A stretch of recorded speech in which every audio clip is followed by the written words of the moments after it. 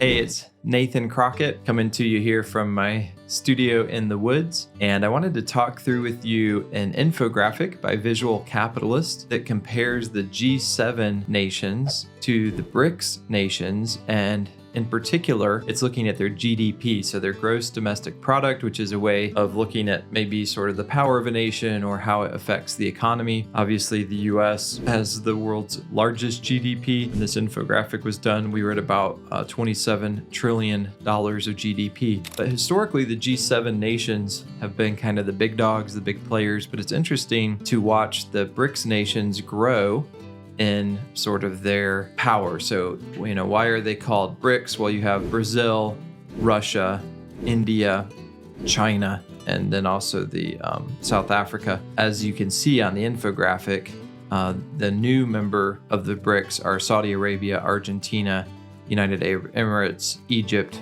Iran, and Ethiopia. And those were all added right at the beginning of 2024. And so with those new countries added that total 3.1 trillion in GDP, BRICS are now at almost $31 trillion.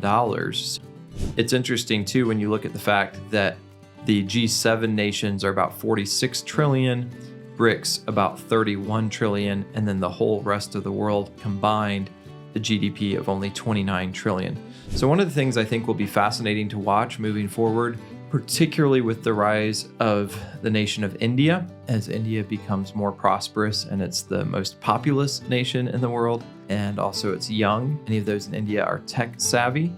So it'll be interesting to see if over time the BRICS nations will actually catch up to or surpass the G7 nations in terms of GDP and economic power. It's an interesting infographic to look at.